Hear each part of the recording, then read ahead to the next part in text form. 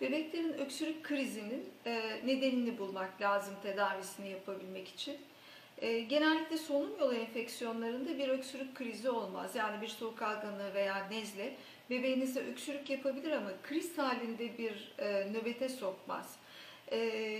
Bir kriz şeklinde öksürük var ise, yani arka arkaya durmaksızın, kesilmeksizin çocuğun gözünden yaşlar getirecek, nefes almasına imkan tanımayacak, yemek yemesine imkan tanımayacak bir öksürük nöbeti var ise veya gece sabaha karşı uyandırıyor, çocuk uykusuz kalacak şekilde öksürüyorsa, bu öksürüğün neticesinde balgam kusuyorsa, bu öksürüğün aslında bir astım nöbeti olma ihtimali çok yüksektir.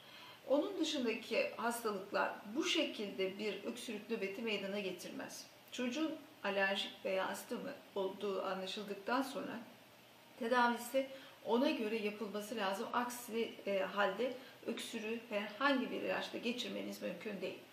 Alerjik atak geçiren bir çocukta, öksürük atağı geçiren bir çocukta öksürük şurubu, herhangi bir başka yatıştırıcı ilaç o çocuğun öksürüğünü kesmez. Aksine daha fazla öksürmesine ve daha fazla nefessiz kalmasına neden olur.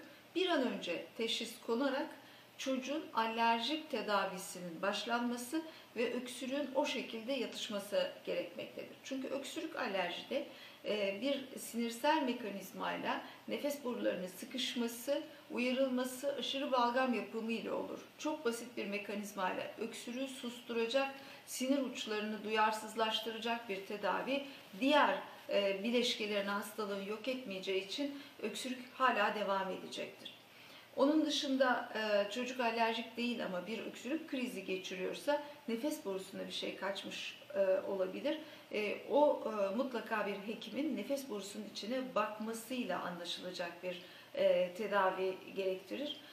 Onun için bir çocuk eğer öksürük krizindeyse mutlaka bir hekim görmesi gerekir. Konunun uzmanı görmesi gerekir. Çocuk göğüs hastalıkları uzmanı görmesi gerekir. Aksi takdirde geçici tedavi yöntemleri tekrarlayıcı nöbetlerin gelmesine neden olacaktır.